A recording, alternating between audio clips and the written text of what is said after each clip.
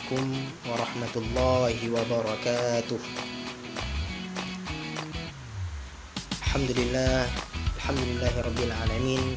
Wassalatu wassalamu ala asyrafil anbiya'i wal mursalin wa ala alihi wa sahbihi ajma'in. Rabbi syrah li sadri wa yassir li amri wahlul 'uqdatam min lisani yafqahu qawli.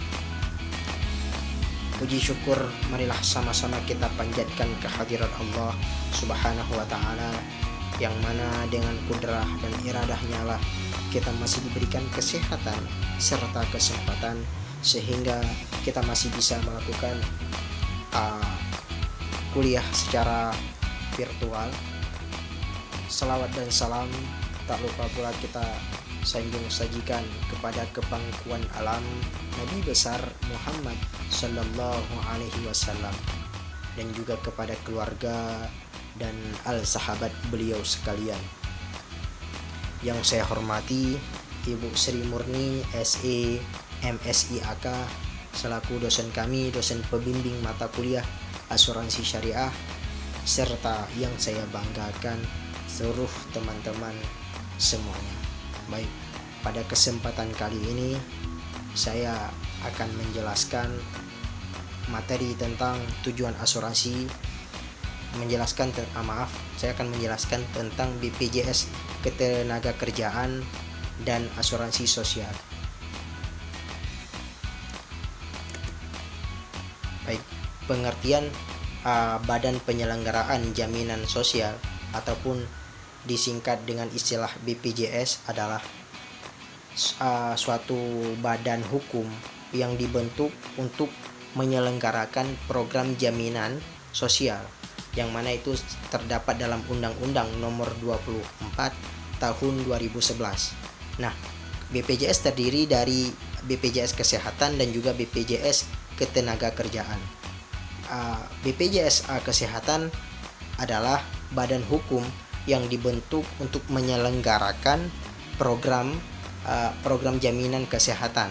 Nah, jaminan kesehatan bisa kita pahami adalah jaminan berupa perlindungan yang diberikan oleh negara, perlindungan kesehatan agar peserta memperoleh manfaat pemeliharaan kesehatan dan perlindungan dalam memenuhi kebutuhan dasar kesehatan yang diberikan kepada setiap orang yang telah membayar iuran ataupun iuran dibayar oleh pemerintah. Selanjutnya, dasar hukum Undang-Undang Republik Indonesia Nomor 40 Tahun 2004 tentang Sistem Jaminan Sosial Kesehatan. Yang kedua, Undang-Undang Nomor 24 Undang-Undang Republik Indonesia Nomor 24 Tahun 2011 tentang Badan Penyelenggaraan Jaminan Sosial. Yang selanjutnya, Peraturan Pemerintah Republik Indonesia Nomor 101 Tahun 2012 tentang penerima bantuan iuran jaminan kesehatan. Yang keempat, Peraturan Presiden Republik Indonesia Nomor 12 pada tahun 2013 tentang jaminan kesehatan. Hak dan kewajiban peserta BPJS BPJS Kesehatan.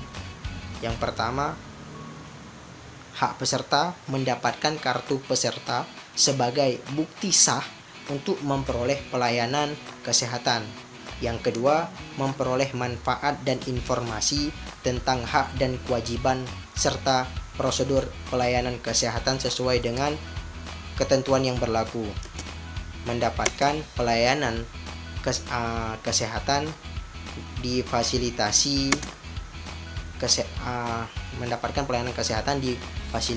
kesehatan yang bekerja sama dengan BPJS Kesehatan. Kemudian yang selanjutnya, menyampaikan keluhan ataupun pengaduan, kritik, masukan dan saran secara lisan ataupun tulisan ke kantor BPJS Kesehatan.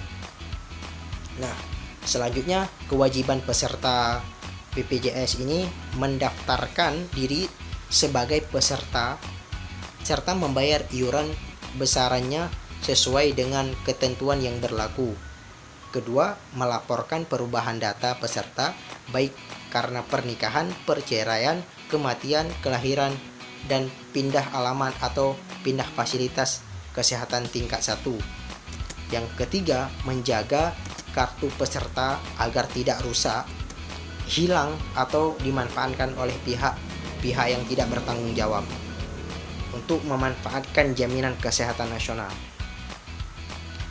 Ada 2 manfaat jaminan kesehatan. Yang pertama berupa pelayanan kesehatan dan manfaat non medis meliputi akomodasi dan ambulans.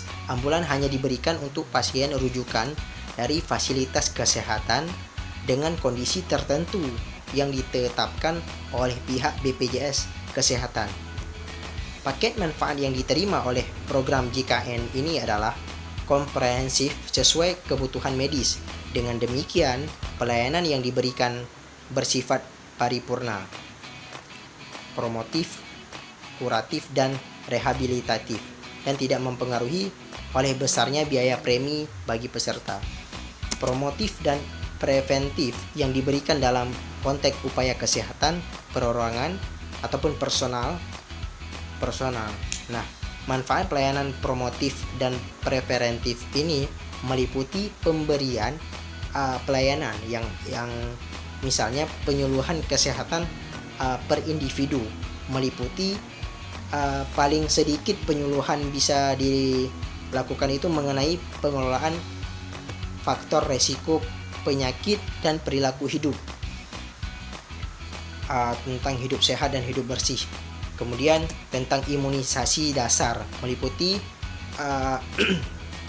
difteri, pertusis ataupun tetanus dan hepatitis, polio dan campak. Kemudian keluarga berencana ataupun KB meliputi konseling kontrasepsi dasar dan kemudian pertanggungjawaban BPJS Kesehatan wajib membayar fasilitas kesehatan atas pelayanan yang diberikan kepada peserta paling lambat minimal 15 hari sejak dokumen klaim diterima. Mungkin itu saja yang dapat saya sampaikan pada materi asuransi syariah kali ini. Lebih dan kurang saya mohon maaf. Khairul kalam, wabillahi taufiq wal hidayah. Wassalamualaikum warahmatullahi wabarakatuh.